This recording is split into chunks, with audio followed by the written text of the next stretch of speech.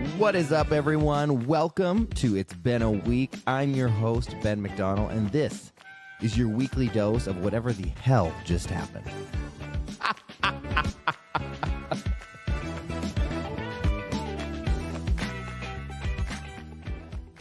Hello, everyone, and welcome back to It's Been a Week, and we are back to our regularly...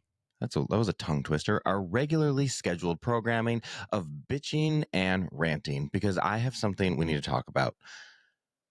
People not following through with what they say they're going to do.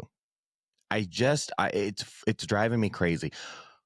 I don't understand why people say they're going to do something and then don't do it. I've been dealing with this a lot lately. I don't know why. It's actually been happening a lot with this podcast, even. Like, if you don't have the ability, if you say you're going to do something and you don't have the ability, but you're too insecure or too scared to say it, if you want to help someone out, but then you really don't have the power or the means or whatever, it is okay to tell someone, hey, I would love to help you, but like, I can't, or I would love to do this for you, but unfortunately, like, this is all I can do. I've had people call me who, you know, my cousin wants to be an actor. My friend's sister's brother wants to be an actor. Can they talk to you? And I'm like, absolutely. Am I a casting director? Am I an agent? Can I get you a job? No, I cannot. But I have years of experience. I can tell you things I've learned. I can tell you things you should do, things you shouldn't do. I can point you in the right direction. I can give you resources. You know, like, I'm more than willing to help people in those circumstances. So when it comes to people, when they're like, oh, let's jump on a call, let's do this, I want to do this for you, or oh, we got to do this, like, that's all great and fucking dandy. But if you can't actually do the follow through, like, just say it, just own it, just be like, oh my God, this is amazing, would love to help you, but this is what I can do. Or be like, I don't want to help you, which is fine too. Have the fucking balls to be like, no. And this goes for more than just like helping people and things. This goes for just if you say you're going to do something, and this happens when, you know, when you hire people, this happens with friends, it happens in any aspect of life. Just here's my advice to anyone out there. If you say you're going to do something, fucking do it. And don't be afraid to say, I don't want to do that. That's kind of like when people text me and they say, hey, what are you doing tomorrow? And I know I've talked about this before. Don't trick me into that. Don't say, what are you doing tomorrow? Tell me what you want from me, because then I will tell you, yes, I want to do that, or no, I don't. And so when people do send me that text, like, what are you doing tomorrow? I usually will respond with, it depends why you're asking, because that's the honest truth. Like, if you're asking me to hang out and maybe go to a movie, possibly. If you're asking me to come, you know, help you bring my truck so we can help move, probably not. You know, I guess it depends on who you are. So when you text someone, tell them what you want. And then if you're on the opposite receiving end of that, just own your shit. Be like, yes, I can do this for you. No, I cannot do this for you. I don't want to help you. Yes, I do want to help you. And that's fine. I would much rather someone tell me, I don't want to do that for you. Like, I'd much rather just be like, okay, done, moving on, than sending me through all these hoops and jumps and, oh, we're going to do this and this, and then nothing comes from it. Like, I can't be the only one out there, right? For everyone listening, I feel like everyone experiences this. Am I wrong? I know none of you can speak back to me at the moment, but DM me if you are also going through this, because I feel like it's out of control, the amount of people that don't do what they say they're going to do. And then I've also, like, I've hired people for a job. Here is the job you're being hired to do. Then they don't do it, and then they get mad at you for wanting them to do what you paid them to do. I mean, what? That would be like in my photography business, when I do these pop-ups, I have people pay a 50% deposit to book your spot, and then the day of the shoot, you pay the rest. That would be like if people paid their deposit, and then I was like, well, I'm not taking your headshots. I don't want to do that. Or I don't show up. And that's not how life works. Okay. My other thing is people's inability to respond to a text message or I mean, I'm not much of a phone caller, I'm more of a texter, but whatever you are, no one is too busy to not respond. No one. I don't care who you are. Now, I'm not saying that you have to sit and respond to someone immediately. I get like you got shit going on. Totally fine.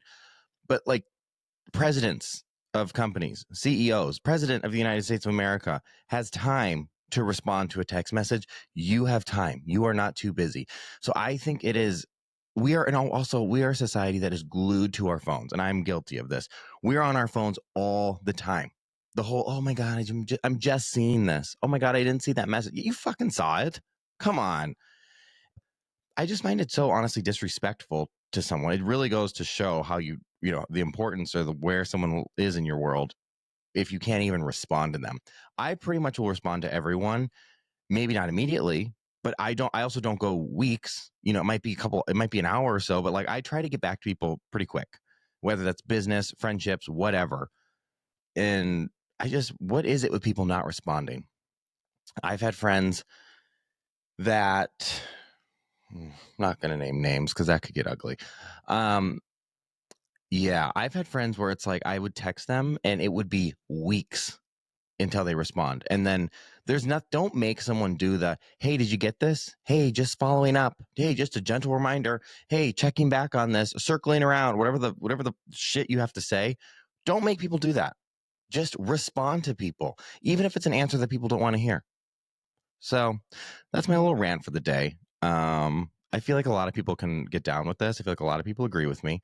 And if you don't, maybe you're the problem. I don't know. This week's episode is really fun. So it's with one of my very good friends. I've known her for, oh my God, like over 10 years. She was one of my first friends when I moved to LA. When I met her, her name was Lynette. Now she goes by 11. So this episode, listen, this is for my people out there that are very open-minded. These are for people that are willing to hear different perspectives. This episode is for people that, you know, want to dive deeper. We talk about things that most people probably are a little uncomfortable talking about, or we talk about things that people are probably curious about, but would be way too scared to say it out loud. Which, if you know me, I don't really have a filter, so like I'll say it.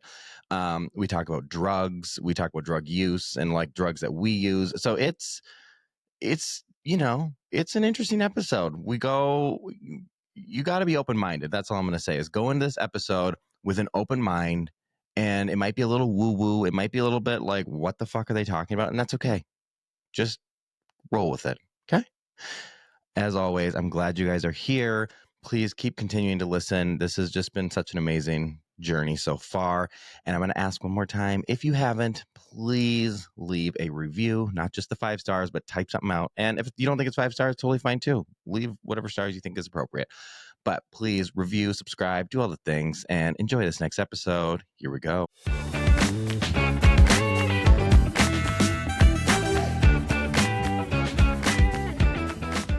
Okay, everyone. I'm very excited to introduce our next guest. She has been a friend of mine she's one of my longest friends, and one of the first people I met in LA. When I met her, I called her Lynette. She was a strong Christian. She was married to a was he was also very religious, and he was coaching music, and it was all the things. She was a YouTuber and a beauty blogger, and I don't know if you guys remember Ipsy. She was one of those girls doing all the things. Now, fast forward 5, 6, 7, 8 years, we call her 11. She has had a complete transformation in her life. She's living in Tulum, Mexico, and we have so much shit to dive into, and I can't wait for you guys to meet her. So welcome 11 to the podcast. Hi, thanks for having me. I'm so proud of you, and I'm happy to see how this all continues to unravel for your life. Isn't it crazy? Like, we've both seen each other do so many different things. Yes, Like, a lot of drama. We are a living drama, that is for sure, but and we lots of also emotions. we jump from like you went from an influencer, then you were doing like hosting, and then you were like in Tulum, and we've done this, and like I was acting, and then I made my documentary, and now I'm doing a podcast. Like, I feel like we both just keep And I feel like we still do everything we've always done, but we just kind of keep evolving and keep growing and just going in every fucking direction. Yeah, I was thinking about your old apartment at the Galleria. Mm-hmm. You're beautiful. Ralph. Been up there with Ralph. No, I was literally Ralph. thinking, like, you know what? This is a fun full circle moment because I used to have Ben on my YouTube channel when you were obsessed with what it was, the comedy girl that you liked, the girl Oh, Miranda sings. Miranda sings. I think she got canceled. And I think she got canceled too. I think I remember seeing that. And I just remember what I loved about our inner youthful side, being brand new to LA and just kind of infusing entertainment arts into showing up in the world. We just were playful. We literally were so playful. We were doing comedy skits. And I was just like thinking that I was actually laughing aloud this morning, thinking about just our whole, I was like, how long have I known Ben? And it's actually, yeah, it's got to be almost 10 years. Yeah, because I moved to LA in 2015 and my friend was visiting and she was like, my other friend is this painter, artist. Let's go there. I think it was for, God, was it Thanksgiving or Easter? It was like Thanksgiving. it It was was Thanksgiving, I think. Thanksgiving. Yeah. And she goes, come, let's go meet my friends. And then we went and it was at Felicia's house or Yeah. apartment. And then We literally have a friend named Felicia. yeah. That even in itself is like true story. Yeah. No, she was like, remember she like wrote songs for like Demi Lovato and she was like she Yeah. was like an art, she was a Is that how singer. you connected with Demi? Was through Felicia? No, no, no, no. Oh, it was just different stuff. Okay. That's a whole. I haven't brought up Whole other round. the Demi Lovato story yet. I feel like that's got to be its own moment on this podcast. Yeah. But I remember you guys showed up, and then we kind of instantly hit it off. Yeah, I remember. I mean, I always hit it off with my queers. Always. Because then I feel like I can just relax my shoulders, take a deep breath in and out, and finally just be myself. People that become soul family that are just immediate, and it's because we were probably doing past lives in like some sort of frequency where, It's crazy. makes sense. There's been a handful of people that I've met in life where it's like you just instantly hit it off. Yeah. And then I have also friends where it's like, they were fine, but then it took a while, and now we're amazing friends. But it wasn't like that immediate. But there is a handful of people I can think of right off the top of my head where it's like the second I met them, it was like, boom, we're friends. Yeah. Yeah. It was fast friends with you just because, and also you're a very, you have levity of your spirit. You're a very like joyful person. So and we magnetize people that feel similar. Like it's just not that serious. So it's just fun to just joke around and, and I was married at the time. My ex-husband was very much a jokester, trickster, wild card in the deck as well. So I love those personalities. That's when we met. I remember that. That was Thanksgiving. Yeah. And I think we instantly just started 2015. hanging out because we went to Six Flags. We would go to, I came over to you guys' place. You started inviting me to some of these like influencer events. We started doing the YouTube videos, and we just kind of we literally just had fun. Like we weren't really, I mean, we were working, but not like working. Magic Castle. Yeah. Yeah. Oh, We had some yes. interesting adventures. And then I cut your hair a few times. You came and met me when I had left my marriage and I was dating the woman. I was a Venice lesbian for a bit. That was a whole series of my life, a series of my memoir Oh, yeah. chapters of my book. Wasn't it COVID times you cut my hair? Yeah, you came and I cut your hair in Venice Beach. Yeah. Mm-hmm. It's been a journey. And then I came to the ranch. Oh, we ran into each other in Venice that was like what, a year ago, 2 years ago? That was crazy. Oh, yeah. We were That was just there cool. having lunch, like randomly. And I thought you were in Mexico, and I look over and I'm like, whoa. Yeah. Yeah. Yeah. Life has a funny way of doing that. And I remember when we first met too, I mentioned before, like when I met you, you were a very strong Christian. You had a cross tattoo on your forearm, which I Still think has do. changed now, but yeah, you've It's added still a to it. cross. It's just the actual cross, the ankh. And I think I had a little bit of reservation, not a ton, but like a little, because I was in LA, so I was like, well, clearly everyone is cool, but I was like, okay, how are these people going to react? Like they're super religious. I'm the gay guy. Like, how's this going to go? And I was like, little do you know, friend. Little do you know, I've had a wild past. I was like, woo! No, my 20s were when I originally came out as queer. I think I didn't use the word queer. I think I just told my brother I have a girlfriend. I didn't ever feel comfortable saying like gay or lesbian. It just still doesn't really resonate, but queer feels good. And I'm Yeah. like, I'm one of the little queerdos. I've always been. And yeah, little did you know, because I was married to a man. So I think, yeah, it's been a journey even in my own soul's evolution of integrating what that means for me. You know, your daddy died club too. And so I'm like, I'm glad I did it because my dad has 4 kids. And out of all 4, he only was able to walk me down the aisle. He was only at one of his kids' weddings before he Oh, died. So I'm glad that that did happen. I'm really, really grateful that I have those photos of he and I and all that. So yeah, grief, loss, comedy, all of it looped in one sort of milkshake is yeah. life. I'm just coming up in a few weeks. I'm having a trauma therapist on here. And Oh, yeah, and I thank think it's funny you. how everyone deals with trauma in different ways. You know, for me it's definitely comedy. I try to make jokes of it even in shitty situations cuz you know, I just figure let's laugh about it instead of sit and cry about it. Yeah, give yourself 15 minutes. Even if, okay, so when grief comes up, what I've learned in my own trauma therapy, and now I work as a death doula for people. So people are dying all around me.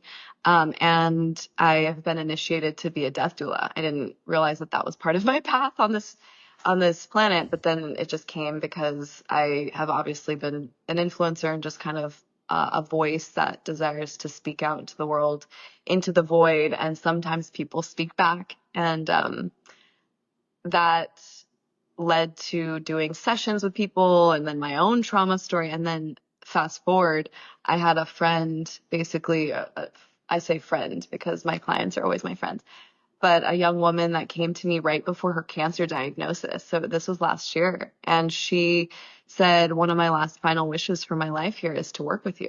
And so I was like, wait, what? And so while I have trauma informed curriculum just because of life, I also was a little bit apprehensive because I didn't know if I was going to be prepared for that sort of container.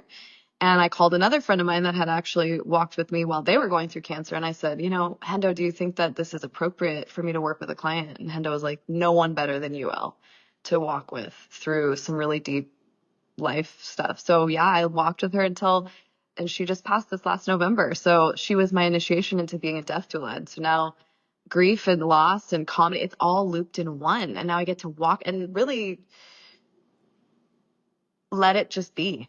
Let it be. And it just be what it is instead of trying to.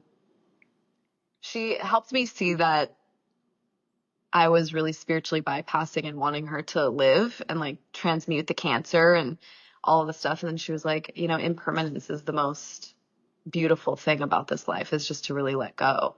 So she was a wife, mother of 3 young girls under 10. So I was just like praying and doing all that. I was like, let's do a collective fast. Let's do, you know, going back to my church days of the Essene mystics, just trying to really integrate loss because I've had a lot of loss in my life. I know you have as well. So what is this life? Is just like, just accepting what it is and finding the beauty and the comedy in all of it and having a good ass time. And you're really good at that. I, I see you gallivanting around the world and having a great ass time. That's what it's about. and so, you know, I love dancing on a table. I always literally every day I try to have fun every single day cuz I love life. I really do. Like I love this life. I love the life I'm living. I love if we live multiple lifetimes, I'm really happy with this one. Like, and I am scared to death to die. It's kind of funny, scared to death to die. But I do Mm, not want to die. Like it, really? yeah, that's why I've gotten like really healthy with I'm trying to like eat super clean. I'm trying to go, I want to go do this body scan that like detects all these Yeah. different types of cancers. Like I definitely fear death. Like I do not Yeah. want, and it's like, you know, I'm not a very religious person. I'm not 100% sure on what I believe happens after this. So that's a straw, you know, I'm like, ooh, I don't know. I really, really fear death. Yeah. Yeah. A lot, most people do. I think it's just because it's a mystery. We fear it and then we romanticize it sometimes too, in a weird way. Some people, depending on where they're at in their journey, right? We kind of are like, oh man, we're just tired, or different seasons of life take you through different journeys. And I think it's because it gives us our power back to realize like the most powerful thing you can do is kind of just like, you know, we're in a really interesting time where mental health wise, wow, I really just hold the world in a really tender space because, yeah, a lot of us are afraid to die. A lot of us. Until you die before you die, then you never really die. That's why I do the psychedelic journeys, because I'm like, I die and rebirth. This is why I look different all the time, because I entered into shamanism and then I was like, oh, holy shit, it's no longer as much of a mystery for me. So I don't feel as scared to die. I'm really, really happy to be here, of course, and I want to live a long life and I want to have crazy, saggy skin and turn into dust. Like my little abuelita, she's 92 right now and she's so precious. And I'm caring, helping care for her in different seasons. And it's like, I want to live a long life. So I've been praying about it, being like, you know what, Spirit, I really want to live a long life. I want to be old, old, old. Life is long. I don't say life is short anymore. I'm like life is long.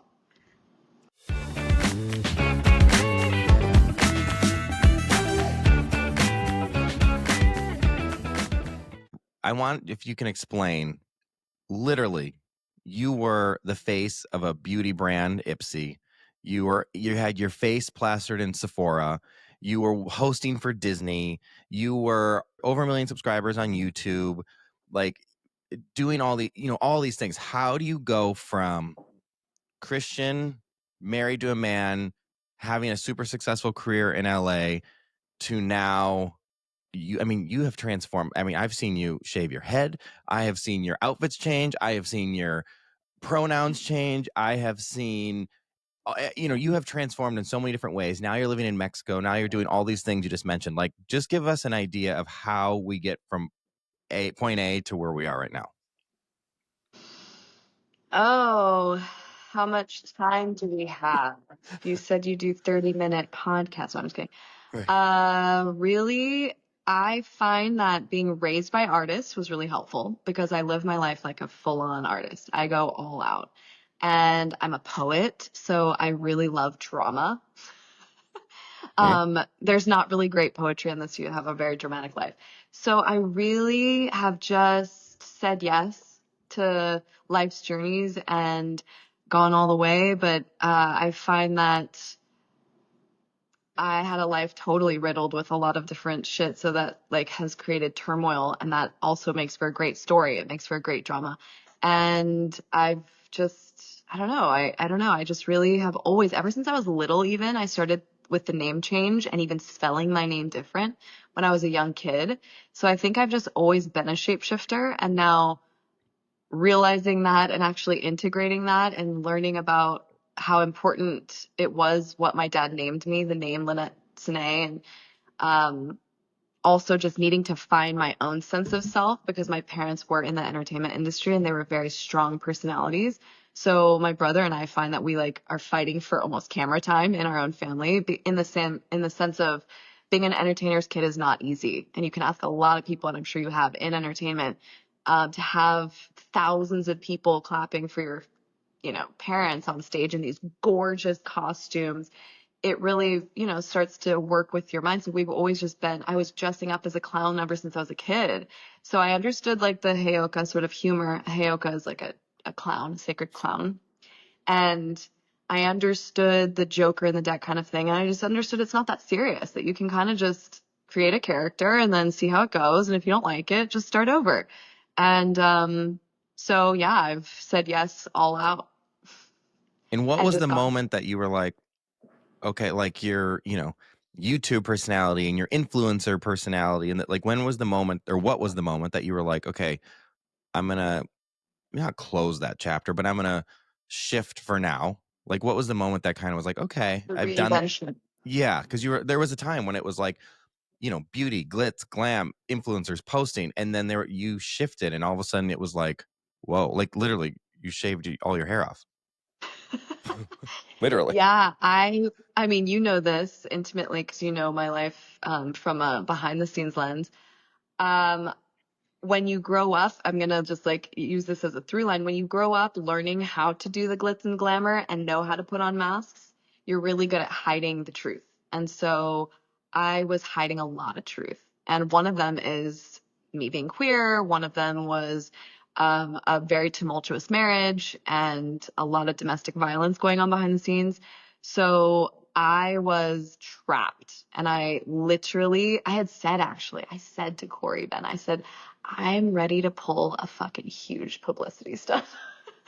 And he's like, what? I was like, dude, I'm so done. I'm Because ready to just stop there this. was a time when you would, from an outsider looking in, it looked like you had it all. Yeah. This, you were this hot couple. He's like, this artist playing music. You're out, like I said, hosting for Disney and all these brands and doing all these things. And like, your phones are always blowing up with brand deals and this. Like, if there was a time when it was like you guys have you've got this religious couple and like everything's, you got it all. You got fucking dogs. And now it's like you live in Tulum, Mexico, and you've like I know. I'm like shifted. barefoot in the jungle, puking my guts out on ayahuasca. Yeah. No, yeah, it's been crazy. But I don't even know what happened. It's like, it just like happened. And I'm just like I say, I go all in. So when I knew I needed a pivot, it had to be cold turkey. So even my management, all of my, team was like, what do you mean? I was like, I'm done. Like completely. I don't want to do this anymore. And this has started before. I mean, this was all an accumulation of the marriage crumbling and all that. I just really was trying to be something that I wasn't in my way, right, of travel. I still was like, had a unique style. I was like bohemian vintage, but I still was like secretly wearing the waist trainers and like drinking the shakes. And like that wasn't really who I am. I have 11 fucking toes. I have crooked teeth. I was raised with not a lot of money whatsoever on land, barefoot, homeschooled by magicians. And I was trying to be this like beauty influencer that wears, red carpet wear going to the Kardashians' house and on Ellen. Like I just was really lost in kind of the mix of it. And then my team was asking me, what is it that you stand for? What is it that what are the nonprofits? Like, it's really important that as we build your career, that we really work with what do you stand for? What kinds of things are you passionate about? And I started really going, oh, yeah, like philanthropic work. And I'm an Aquarian. So deep down, I care deeply about the planet and humanity and civil rights. I care about this stuff, but I was growing. I was in my 20s, kind of figuring it out, had a lot of money to flow around, had to, ability to travel and yeah, had a beautiful, beautiful husband, but we were like dragon on dragon trying to meet each other through deep shadow work. And I tell everybody, I'm like, never get married during your Saturn return. That's about 27 to 30 years old. Never get married during those years. Like, that's where you're figuring it out. And now in retrospect, we're always friendly and just wish each other well. But I'm like, that was me figuring out who I was, aside from my father's voice, who was the loudest bark in the room, or my husband's voice. I really needed to find who I was in my own everything. So that looked like starting from ground zero, like Neo in the Matrix. And I felt, because of the trauma that I had went through in the domestic violence part, I really felt, actually due to a ceremonial experience, like death in my hair. Speaking of death, I literally was puking one day into a bucket in Encinitas. I've only sat ayahuasca one time in the United States, never again. I sit it where it's supposed to be, typically in like jungle settings, so I could just be in the jungle. But that's a whole other topic. So I was literally puking my guts out into a bucket, and I felt my hair, and I felt every little strand of hair had stories in it that I didn't want to live with anymore. And I had seen other people, right? Of course, we've got like the Britneys of the world, but I just mean I had seen other women shave their heads, and it felt so empowering. And I met myself. I was on like a psychedelic trip. I mean, I Mhm. was flying on ayahuasca, and I met a version of myself with a shaved head, and I was doing this like tribal dance, and I was like calling myself forward, and I knew I didn't have the same essence, and that even looked like the name and all that. So I had that permeated in my brain, this freedom. And I had longer hair at the time, and I was like, again, trying to figure out. I was in a relationship with a woman at the time, had a beautiful relationship with her, but just really still figuring out the self beyond the self. And I just wanted to go all in again with no relationship, kind of cloaking my identity, just really wanting to speak from my own truth. And that was a big moment for me as a woman too, to remove all the ornamental Mhm. aspects of femininity, because coming from the beauty industry, are you kidding me? All my friends were there was like friends of mine getting ribs removed, their butt implants, like, and these are, I would say, acquaintance more than friend. most of my friends within that space were more about natural inner beauty too. So I am really proud of Lynette Cenee though. And now that I integrate her and I come back to find who she is, my birth name and who I am, in addition to having an archetype that I work with as 11, I am really proud because I was at those IPSY conferences and like leading people through positive mantra, and I was really a good soul. I really, really meant well, and I was just trying to figure it out. I think so too. And you were, I mean, I remember we went to that one party and it was like hosted for you and it was like at a house. Yeah, at the Malibu place Yeah. with Like, the teepee. but I've all through all of your things you've done, I've never felt like, oh, she's having a Britney moment. I've just always been like, oh, this is cool. Well, this is what she's on to next. Like, I've never was like, holy shit, she's lost her mind. Like, Really? You mean no, it? You swear to God? yeah, Really? yeah. I mean, when you shaved your Okay. head, I was like, God, like your, I mean, your hair was so beautiful. You know what I mean? Like you all, Yeah. and I was like, holy shit. But like, you rocked it. Like you were like, I don't think everyone can rock a shaved head, but you definitely rocked it. And I remember when you showed up I to my swear house to and you like God.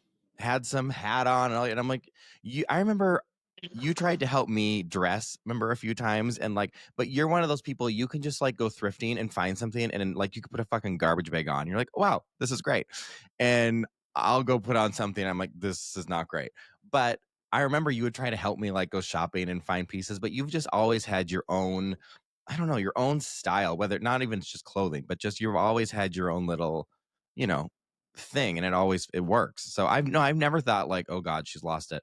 Um, Really? Because and that's why I love to hear from people that have known me through all the eras of like the last decade, because I thought I lost it. So that's why I was like, does everyone else think I lost it? Like, I think I lost it. Am I okay?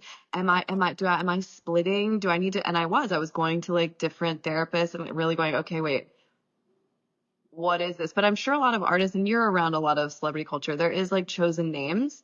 mhm. So to actually go by a chosen name and then the pronouns thing, that's a whole. I had to go there. I had to like really disintegrate gender, sexuality, my name, my avatar. I really needed to go through all of it to feel it, and it's been an integration. What Yeah, for pronouns do you sure. go to by now? She, they, we. I mean, I'm just playing now. It's like not that serious. For a while, it was a little serious. Like I was Yeah. actually triggered when people were calling me she. It was a process. I had to go through it.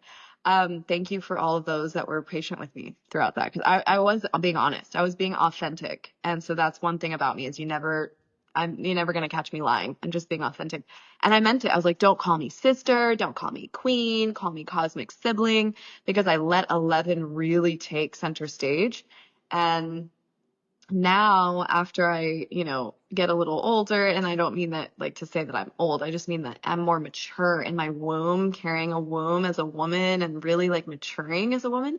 And I was like, wait, are you kidding me? This is the highest fucking honor. Look at this. Are you joking? So I had to come home. But yeah, so she, they, we. I love to play. I'm like, wow, she, they, we. We're I'm all here. sure people who don't know you as long or the way I know you probably thought at times she's lost her fucking mind. Oh yeah. But, and I also think there's going to be people that listen to this podcast because I have people from all over the world that listen, and I'm sure people are going to go, what the fuck are these two talking about? Like, what, Yeah. this is woo woo shit. This is cuckoo. But in my opinion, I think we're just brave enough to actually be honest, and people who think this is woo woo or like, oh God, and this and the pronouns, they're just too uncomfortable in their body, and they're too, they are too blinded by what society makes people think they need to be. It's like, just let people like, who cares? Yeah, Life, there's like a you said, whole life is other not that serious.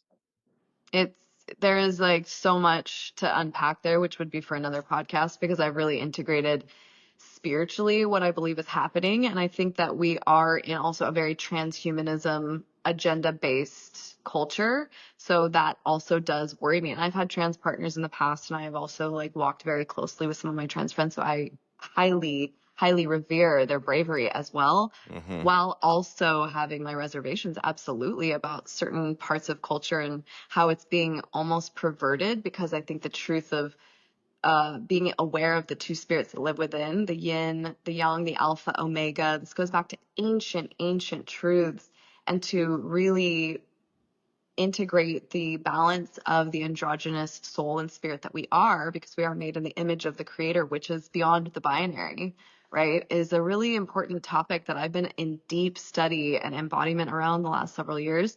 But I definitely have my own reservations about stuff. Absolutely. As it gets a little bit, it's a hot topic right now for sure. It's definitely a hot topic, especially here in Texas.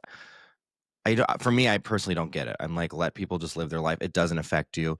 Where literally our lack of identity, because we're not rooted. We don't have feet on the ground anymore. We're on these devices and we're kind of just losing sense of all source, truly. So I Right. find that this is a part of it. And it's actually an exciting part because of one that comes from, the stars. I'm like, look, we have a lot of different creatures amongst us, a lot of different star races, even beaming into our avatars. If you believe this is a hologram or not, maybe you don't. I definitely do. So there's a lot there. There's a lot there, and we're going into a very interesting era, and I cannot wait to I'm like at the edge of my seat. But it is about how we program this sort of artificial ancient intelligence.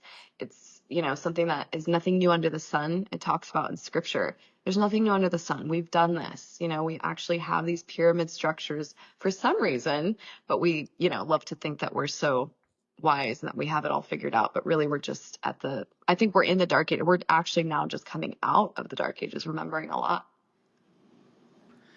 Yeah, it's going to be interesting where the world is moving forward. Yeah. It's what you focus on is what you see. That's what I believe. Oh, that's a good quote. What you focus on is what you see. So if you see So, Doomsday and you're watching all the Hollywood, like most of the Hollywood stuff, Hollyweird, then they're, prophesying doomsday. But that's why independent media is coming in hot and all of Hollyweird is literally crumbling because we need better narratives, because it's all storytelling. At the end of the day, we're all sitting around a fire telling stories. So it's right. And the important to media, just, not even just politics wise, but it's so funny how, I'll just use CNN and Fox News, for instance. Fox News, they rile up the right and tell them how shitty the left is, and everyone believes it. And then CNN does the exact same thing. They rile up the left and tell them how shitty the right is. And it's like, the reality is the truth lies somewhere in the middle. But these people just get so polarized and so focused on what is being told to them and that is the truth, or they see a fucking meme on Facebook and they think that's factual. You know what I mean? Like, the way that information is being given to people, it's difficult. It's like, I wish we could just have somewhere right in the middle that maybe just tells the fucking truth.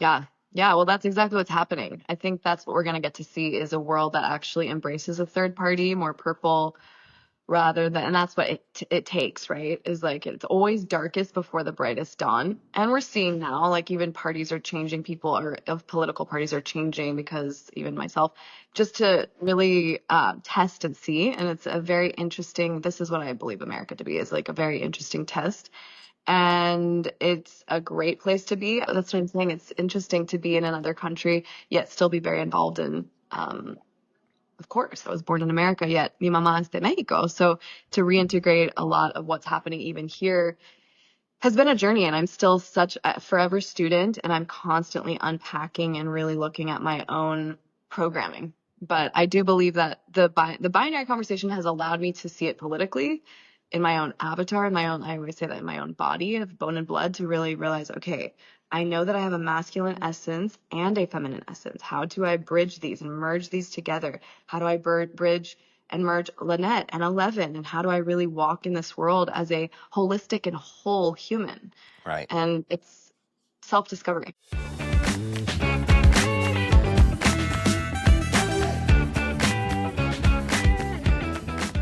Well, let's talk about Mexico then. So what are you doing there? I'm doing a lot of being slow and drinking like fresh juice. And, I moved to here. I'm in Tulum, and I moved here in 2021. I had been here before in 2019 for a wedding, a dope wedding. When my best friends, right when I was leaving my marriage, one of my I best friends remember. got married, and I was doing one of her speeches as I was like 3 weeks into leaving my marriage. I was out of body, completely dissociated. Again, for your trauma therapist. people use me as a reference for how to literally do trauma therapy. I've had viral videos of me and Corey online, and then people using them in therapy sessions to really learn and teach other therapists. Not even a joke. It's taken a lot of gumption. And I came here in 2019, realized that this is one of the most magical places. There is the cenote waters. The Yucatan Peninsula is just something epic. Of course, it's like living in Giza because there's very ancient Mesoamerican temples and pyramids here that are still actually being excavated and discovered. So it's a special place, I would say. And they were burning copal through the streets. And I remember being like, what is this space that understands about cleaning energy while also mastering your own shadow by drinking mezcal till the sun up? Like, what is this place that allows permission? And I knew I wanted to come back. So I moved in 2021 and I've been living in and out of here since then. And I'm now here and I live with a partner right now from Russia.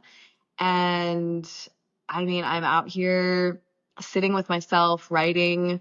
It feels like a place to just, I just got back from a cross country road trip. We were all throughout Mexico, but I am learning how to integrate being slow. Hmm. And that's taken a lot of time. America is, well, depending on where you live, you're out on the ranch, but still, No, I but there's think that still like the hustle American, here. It's like hustle, hustle, hustle. there's What's like next? What's yeah. next? And what I love about my culture, part of my culture, I'm a mixed race being, but my mother is from Mexico. And so I would say that is one of the lineages that really felt alive in our family, even being raised as an immigrant kid in America. I really loved the Mexican culture. I love the food. I love the dance. The dance. You have to come out here. You and AJ have to come and dance. The Well, dance, the music, the just the culture here is just very beautiful, and it's about living rather than like working to live. I mean, So, I love Mexico. I love Mexican people. I love Mexican culture. I mean, I love it all. oh I, yeah, I remember your Mexican lovers. oh yes, I, sorry, AJ. Um, I definitely want to come visit, like 1000%. But I have been dying, like literally for years. I want to do ayahuasca. Yeah, great. AJ won't do it, but Well, I want to do. But again, people are like, we can go do it in Malibu, and I'm like, I'm not doing it in Malibu. Like, I need to go. no, don't. I, No, I would definitely not recommend that. I would love to hear why, or like, what is your why? What intrigues you? Like, what is it for you? For me, it was a fucking crazy divorce, but for you, what was it? I mean, look, everyone I've talked to that's ever done it, no one's ever regretted it. Everyone is like, it changed my life. Like, I've gone back to my younger self. I healed all my childhood issues. I like knew what I wanted to do and became who I was meant to be. Like, I've only heard positive things. The only thing that's scary, like, I don't mind throwing up because I know you'll throw it like that. Doesn't bother me at all. I'm a little scared. I don't want to shit my pants. Does that happen? It does. It happened at my last retreat, actually. I'm not going to name names of who it was, but at my last retreat, we had soiled bottoms. It wasn't me. Does it It happen wasn't me. so it doesn't happen to everyone? No, it has happened to me before. Not like meaning I've had a crazy story, man. It was a very interesting ceremony where I was wearing an all white cloak. This is actually the comic Oh, joke of me trying to be this like holier than thou little monk. I had my little shaved head and I was wearing this all white, like just long dress, like a cloak, kind of like a monk. And I was sitting in ceremony with a bunch of strangers in the middle of the jungle. And I was fine all throughout the ceremony. And then the ceremony completed. And I had a lot of revelations come through. I was just like, wow. And then this Brazilian couple wanted to talk to me about their experience. They're like, come into our casita. So they invited me in, and their energy, because you're very, very, the energy is palpable because your senses are heightened. You actually have a lot of these receptors in your own physical form. We have DMT receptors. That's what ayahuasca is it's a DMT release. yeah. And What they is mix different, really quick for sometimes. people who don't know what ayahuasca is? Just give them like a brief explanation. Yeah, it's an ancient psychedelic brew, and they use a leaf and a vine. Sometimes they'll mix in the ceiba tree. They mix in the chircuna vine. There we go, and then a leaf, and they brew this ancient medicina, and they say it has the essence of a grandmother that has teachings for you, and And it's all it's a natural. revelatory sort of psychedelic. It is. It's a completely, all organic, guys, all organic. But it's not for the faint of heart. It's something that I think is actually getting very mishandled, just like anything, everything is neutral until it's perverted. And so there is a perversion happening within even these spaces. And so I definitely stand to create spaces where Indigenous wisdom is very respected and honored, and people aren't just coming in to sort of be in a hedonic cycle of healing, like thinking that they're broken. But part of my retreat series is to talk about how you're already whole. You're just going to be in the sweet remembrance of that. And sometimes that takes shedding away and dying away, and sometimes purging. And especially for those that have come from a lot of trauma, there's a lot of research going into this for, even different people that have gone through crazy war or, war-torn countries. And it really helps to integrate, but also that requires integration. So that Mm. requires a lot of support. So that's what I've been diving into. And going back to the Brazilian couple, though, was talking about their experience, and their energy was just really intense because Brazilians are just like, oh, they're like talking. And all of a sudden the medicine started to kick in. So I was literally seeing the quantum realm. I was like in the matrix, seeing the like code, and I was going, oh, and as they're talking to me, I started realizing I needed to purge. So I ran to my casita, and it was coming out both ends. And I was looking at myself in the mirror, and I got really close. And I was like, I'm never doing this again. What the fuck am I doing? I'm with a bunch of strangers in the jungle. I'm literally drinking this concoction. I don't even know if this is ayahuasca. What the fuck is going on? I was looking at myself and just like making eye contact with myself. And I heard a voice. It was a feminine sort of God voice. And she goes, you don't have to. You are perfectly whole, child. You're well. You're whole. You are so beautiful as is. But guess what, bitch? You'll be back because I know you. And I've sat many times since then. But it's just it's a sacrament. It's a sacred sacrament, much like I believe Yeshua, i.e. Jesus, a lot of these people were doing it back in the day, and it's just been perverted as a lot of things happen, throughout just the vine. People, or like the phone line, people just keep telling people about what it is.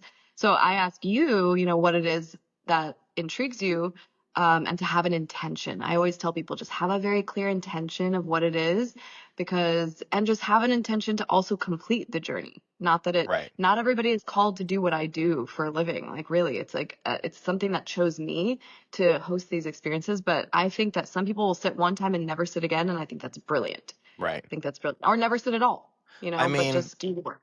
I want to do it more for like let's go back and heal childhood issues, and like also let's just see what happens. Because I love drugs. I think drugs are an amazing thing. I think drugs are meant to be What's your experienced. favorite drug? Mushrooms, 100%. Okay, great. Good. But and I'm not on here telling everyone to go, start doing drugs. Drugs are amazing if you can handle it and if you know you are the right candidate for drugs. I don't think everyone is. So I'm not on here trying to tell everyone to go fucking do drugs. But I do think drugs are fun. I think that's what they're meant to experience. And that's what I want to do is experience things. But for like ayahuasca, like if I were to come do this, like are you supposed to cleanse for like a month? I mean, I've heard different things. Like you're not supposed to eat meat and you're supposed to eat really clean for like a month leading up to it. Or can you just like come and we can just do it? It is completely up to you, right? Like, I think that I would recommend certain things. I always gently nudge people that come and sit with my retreats. And I say, it's advised. Again, if you don't want to shit your pants, maybe eat less meat. No It's Taco more of an Bell. energy. So if we realize, yeah, no Taco Bell before, if you can, for at least a good 3-4 days beforehand, just clean up. This is how we describe it. Look, if ayahuasca is the grandmother, if you invite your grandmother over to your house, is it going to be a disaster? Wouldn't you be a little embarrassed? So your house, your temple is your home here, your body. So your sacred temple is inviting. My grandma's a bitch, so I actually don't care about her. We need a different example. Well, an abuelita. So she is a Mexican grandmother that you're coming to have visit. And so she is the universal grandmother of all that is. And she can be a real bitch sometimes too. And she can like Right. take you the chancla and wrap it over your head and be like, no, ay cabrón. So it's really important to come with sacredness and reverence, because otherwise she will be a bitch. She Do can be a people real have bitch. do people have bad like trips? Are they called trips or experiences or what do we call this? Yeah, trips, journeys, ceremonies. Oh yeah, I've seen exorcisms, man. I've seen crazy shit. I've seen crazy shit. And, this is not a joke. This is not a joke. People can literally find their own mortality on these medicines because you're so out of body that even on this last retreat, I'm not kidding, we had a guy almost fully transcend. Not because of the medicine on ayahuasca. We were doing a different ceremony. Um, Too much to explain, but it was a preparation for ayahuasca. This wasn't even ayahuasca. And he's just a very attuned soul. Even though you wouldn't, think it right just from looking at him, he can see through dimensions almost regularly, let alone on a psychotrope or some sort of thing that allows you to, see How more. similar would it be to mushrooms? Very. Honestly, mushrooms can be a lot more intense. Honestly, mushrooms, I have a very, very also deep reverence for. Maria Sabina, thank you to the curandera that brought mushrooms into American consciousness because she actually was the one. So I actually work very closely with her in my mushroom journeys as well. But literally, mushrooms are intense, man. So if you can handle really sitting with a psychedelic like mushrooms, I say that, if you're ready to go a little layer deeper or desire to even, a mushroom trip can be just as intense, to be honest. Yeah, It's I the mean, I've same had some length. crazy, crazy experiences on mushrooms. I mean, like I was sitting there, my Christmas trees were dancing around me, and I was like, "Oh my god, that's my mom." You know what I mean? Like I've had like, whoa. And then I've had the thing where it literally looks like the Matrix. Like I'm seeing numbers and letters, Oh, and it's yes. like, yeah. I mean, some people, they'll just microdose, and I'm like, no, I want the fucking walls to melt. Let's go. But when I'm doing mushrooms, it's much more of a like I want to laugh and have fun. It's not really like I don't go into it with the intention of like let's have a healing experience. I go into it with like let's let's see shit move. So, okay, well, I just think that no matter what, it will always be. I always recommend set and setting though for psychedelics, of course, because When I saw my mom, I've had.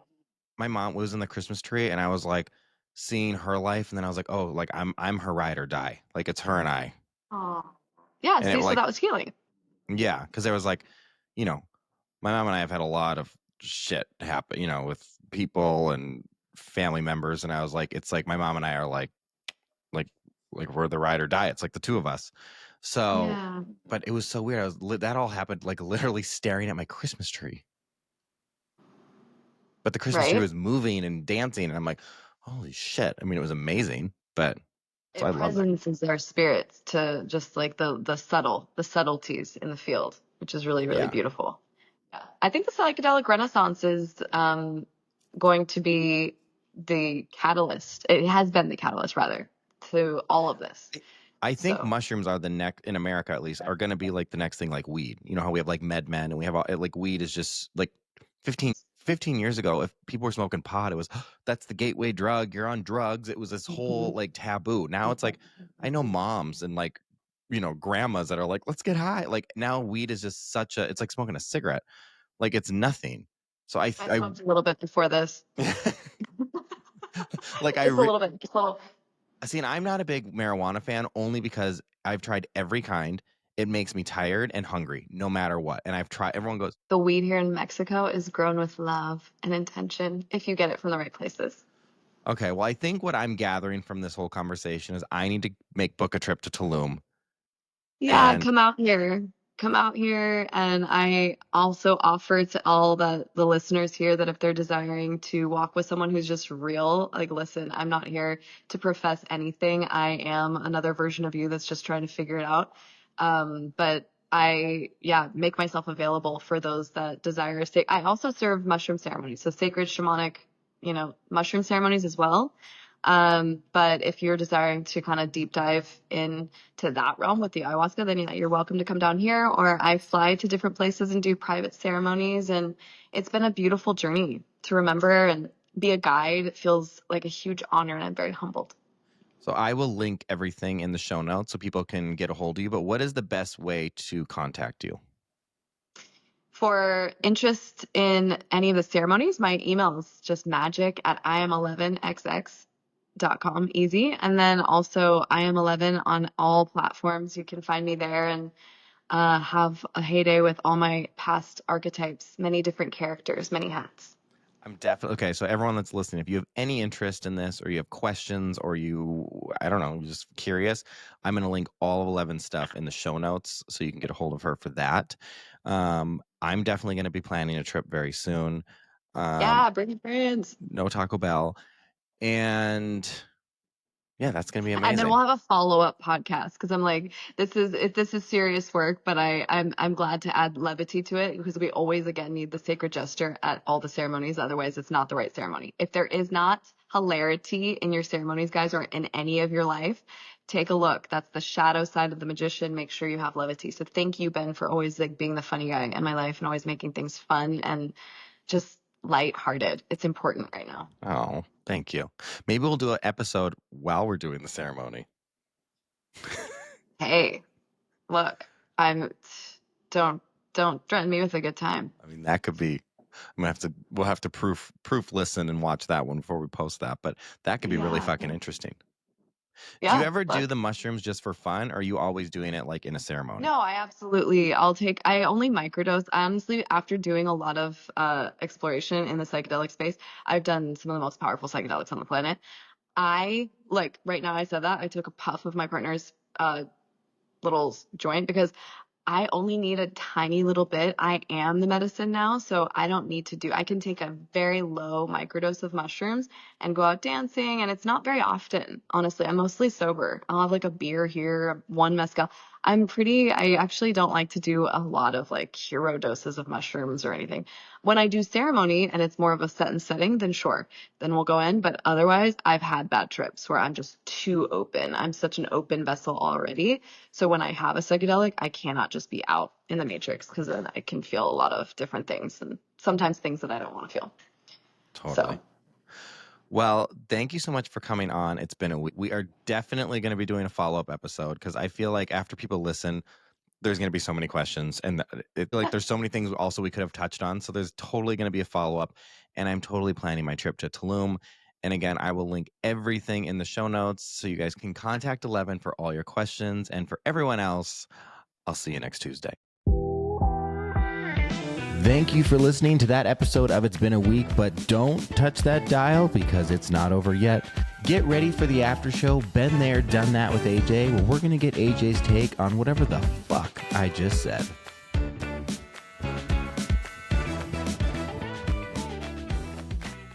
Welcome to Been There, Done That with AJ. Ben. What? There, done that. Mm-hmm.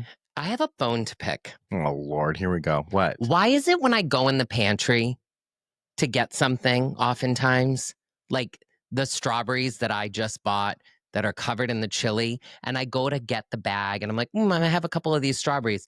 There's like one left in the bag. I have not had one. First of all, I don't even know who keeps strawberries in the pantry. It's like a fruit snack. I have not had one of those. Mm-hmm. Not a single fucking one. Mm-hmm. What about the chocolate bars? Listen, does this have anything to pertain to the episode? It's been a week, and I want to talk about what I'm dealing with. I think we're supposed to recap the episode, not about your... We can, but I want to talk about my trials and tribulations that I go through. I didn't eat no fucking chocolate. You liar. But seriously, it's like everything. Like toilet paper rolls. There's like a piece of toilet paper on the roll. You're like, I didn't finish it. Well, there's enough there for a little, if you got a little dribble drabble. This is some crazy ass shit. Like, you think it's okay to just leave a little piece of something, one little piece of chocolate, one little strawberry. Like, there's other times, like in the fridge, the milk, it'd be like one dribble of milk. Listen, but I didn't finish it. Listen, this is not North Korea. You are not a mail-in bride. No one's forcing you to stay with me. I mean, I love being with you. I'm just asking you to not leave one thing left. Just take the whole thing and throw it away. Put a new roll on the toilet paper roll. Like, why would you just leave it there? I feel like there's something inside of this we need to unpack, which does then go back to the episode. But for some reason, you believe that if you just leave that little bit, like, you're being generous and kind. Yeah. Which is fucked up because it's so the opposite. I don't want to be selfish and take the last bit. That's an episode right there. Let's talk about the episode. I love 11. She's amazing, right? No, I remember when we were in the pandemic and she came and sat in the backyard. It was the first time I ever met her. Mm-hmm. And I didn't know Lynette. I knew 11. You never met her as Lynette? No, I think I met a transition maybe from Lynette to 11. Think about it. It's when she was a lesbian. So I don't know if she was, I think she might have been at that moment like, I want to be called 11. I really think it was like at that transitional moment. She's gone through a bunch of transitional moments, which I am happy she's come back, because there was a while where she only wanted to be called 11. Yeah. And now she's like, you can call me Lynette or 11. And I like calling her both, but if you know someone for so long, to me, I'm like, oh, it's Lynette. So I love that I can still call her Lynette, but I love calling her 11 too. Yeah. Well, that's interesting though, because that's more a reflection on you than it is of her, if you really think about it. But it is cool that she's embracing all of these different parts of her, because as you listen to her, that's actually what she's talking about, is us finding a way to connect more deeply with our full selves. Yeah. And I think it's because I love, I'm so happy with all the, I think she's amazing, and all her, she's a very complex person, as you heard. So I love her evolving and becoming 11, but I think I also love calling her Lynette, because that's the friend that I remember or first knew. You know what I mean? Yeah. I mean, it's identity. I like all the versions of her. It's identity. And I think that maybe because you were so taken to her in that early stage, that has a lot of, not history, but there's a lot of love inside of that moment when you connected with her. And I think that knowing you and knowing this time frame that you've been with her, it sounds like you spent more quality time developing your relationship when she was Lynette than you did at the other stages, because she's gone off to do that in other places. And so that's that deeper relationship. But I do think it's really cool that throughout the journey of her discovering more layers of who she is, they, that you've embraced her, because then that shows who you are, right? Like your acceptance and willingness. A lot of you were talking about that around trans and other people's identity. And at the end of the day, when you want to do ayahuasca and I have zero interest of it, I also love how she was talking about that. There are some people that need to take time to experience certain things numerous times to find benefit from it. There are other people that can do it one time and find benefit from it. There are other people that just have awareness of it and don't need to do it and still find benefit from it. And personally, from my own experience of life, whether it's having an alcoholic drink or having a conversation with someone, I totally appreciate what she's saying. Sometimes we need more of things to be able to get to a place where we find comfort inside of it, or we find the awareness inside of whatever that thing's meant to provide, that we can then move forward from it. And then other times just knowing that it's there is enough. And, you know this with me, as I listen to her talk about trauma, and I can't wait for you to have Susan on to do that episode. I think everyone's going to love it. She's, first of all, extremely smart. You know that she and I share so much connection around heart, and I just can't wait for everything she's going to share. Yeah. And so tips to everyone, you should think about things that you want Ben to ask her, because she's incredible. If you bring scenarios for her to give guidance, and just, not that this is going to be a free session, because it shouldn't be in any means, but it's really great to be able to provide real life examples for her, because she's brilliant. Yes. If anyone has trauma stuff, DM me. Yeah. But back to Lynette, just thinking through some of that, to me, it's resilience when you're talking a lot about this, because we all go through things in our lives, no matter if it's in our childhood, if it's in our adulthood, at whatever point. And the idea is that as we go through, personally, my perspective on it, when we face these things, it's how do we find resilience inside of it to be able to take whatever that is and use it to move us forward to something else. Otherwise, we just get stuck in it. And what I love when you talk about her, it sounds like she's gone through this journey of self-awareness, self-actualization, listening to her talk about wanting to live a long life, that life isn't short, life is long. I love that. Oh, I love it too. And it's such a welcoming in, a manifestation to have as much life as I possibly can have, and to welcome the wrinkles that she talks about, right? The way that we will physically change throughout our journey through this life.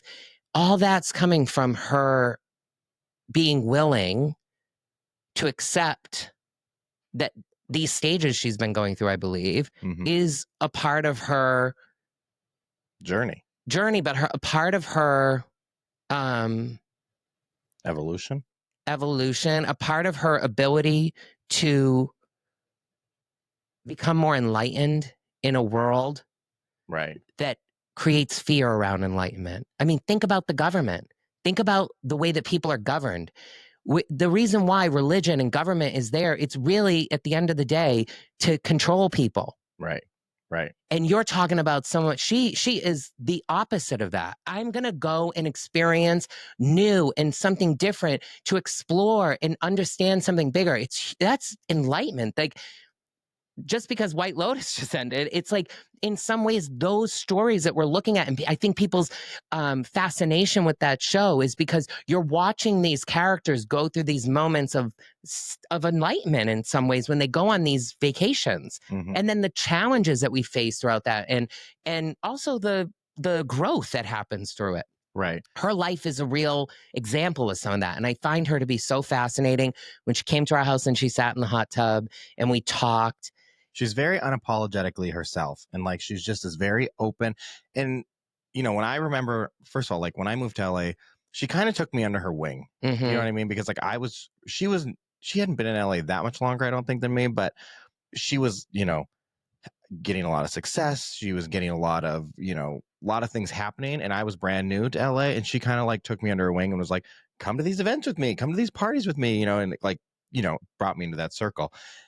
But as much as she's changed and transformed and gone through this and gone through that, and, you know, as she said, died and rebirthed herself multiple times, there's still the same Lynette that I know and love and met on that first day of Thanksgiving. That is my point. Still there, even though her pronouns have changed, her name has changed, her looks have changed, her some of the ways she speaks have changed. You know, so much has changed and all that, but there's still the same person. That is my point, because she talks about getting closer to the inner truth.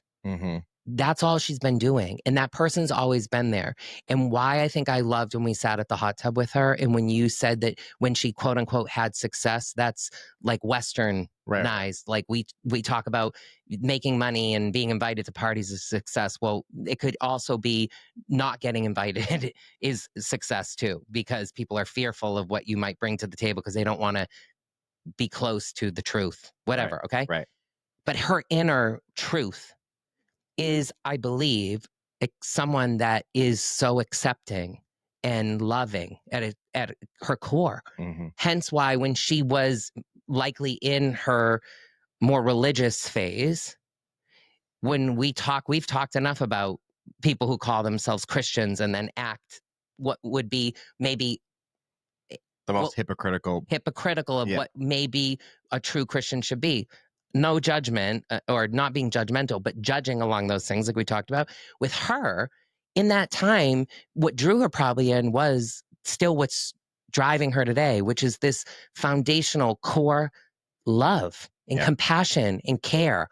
And for someone like myself, who, as I'm getting older and learning more about myself and the ways that I've operated in the world at my best days and at the times where I've been critical of myself, the times where I've been critical of myself is exactly a reflection of when I have celebrated myself at the most, is when I haven't been in my love and compassion and care, because that's who I am. Right. I love that. I want people to feel safe. I want people to feel warmth in my presence. And I feel that about her. And I think that, I felt that in our backyard when we lived in LA. But when she came and sat at our hot tub here, I was so drawn in. Again, probably only a reflection of myself, right? Being aware of who she is. But what a fascinating person. And I said this to you off of this. I'm going to say it here again. I actually think that people who take the time to listen to her episode will be one, just as fascinated as so many people have been around the episode you had with the pastor, or these other complete opposite sides, but yet in completely the same way. And I do think that people who are deeply in their religious state, if they genuinely open their minds and are willing to welcome the perspective that she has, are probably going to find so much of her words to be hitting their hearts because there's so much similarity and overlap. And I love that. And I adore her. And I can't wait for her to come visit again.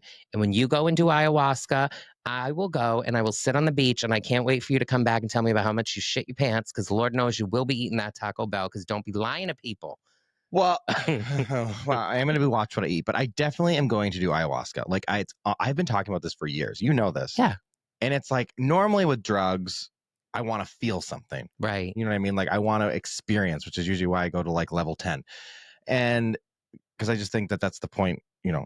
It's like when you drink. Like, I don't drink to get sober. You're drinking to have a feeling. And I don't think I'm running away from anything. I think I'm just an adrenaline junkie and I love to have a good time and be a party. So I'm looking for fun. With ayahuasca, like I'm really not looking to like, oh, this is going to be a party. Like I want to like dive into it completely. Can I make one suggestion? No. Well, I'm going to do it anyways. Don't have expectation. Right. Just well, enjoy. my only expectation is that I don't shit my pants. Well, you know what? You should let go of that too, because if you're meant to shit your pants, that might be the best moment of it, because that may occur and you may actually feel this profound release of whatever that is meant to be. You have to go into things careful and aware of the expectation, because even when you're saying I don't have them, you do have them when you're Right. talking. Allow it to be what it's meant to be and enjoy. Well, Just I think we're enjoy. going to do a live episode. I mean, obviously we're going to have to edit this, or I'm going to have to proof watch the shit out of that. But imagine setting up the cameras and the microphones while that's going on. That could be great if it's meant to be. Yeah. So have things ready for you, but don't. Well, we know I can force bring all my podcast equipment to Mexico. Since after last time I brought to Mexico and I got, you know, strip searched in customs, my podcast equipment is approved. I love that. And I just think that as you go into whatever this next experience is, yeah, have the stuff ready. But if you're in it and it's meant to be for you, let it be for you, and then come and talk about it. And then maybe another time. Don't force whatever this thing that you seem to feel deeply compelled to want to do need to have more meaning than the meaning that it's supposed to have for you. And if people can take that away from what she's saying, because I truly believe that's a big part of what her message is, people may find that when they're stuck or when they're fearing death, like the woman who she helped who was dying, the mother of the 3 kids who had cancer. No, I was the one fearing it. No, that if they were in that situation, that what she's actually doing and what that woman sounded like it did for her to make now her be a death doula. Like, I have so much I want to talk about in that another time, but what that allowed her to do is open up her awareness around this thing that could really be changing for people. Like, as you say, you talk all the time, I'm so scared of death. I'm so scared of death. And what is the first thing I tell you whenever you're talking about, I'm scared of dying, I'm scared if this is going to happen? What do I say to you? Don't think about it. But I tell you, come back to the present. Oh, yeah. You have to live in the present. Speaking of the present, we got to wrap this up. Okay. I love you all. Thanks for coming here. And I definitely do, though. I'm going to end on this note. I definitely think that 11 is going to be back, like, as a reoccurring guest. I feel like there's going to be a lot of questions. I got so much more we can talk about. So if you enjoyed today's episode, I definitely think she will be back. Yeah. And if you didn't like it, fuck you. Stop. And for everyone else, I'll see you next Tuesday.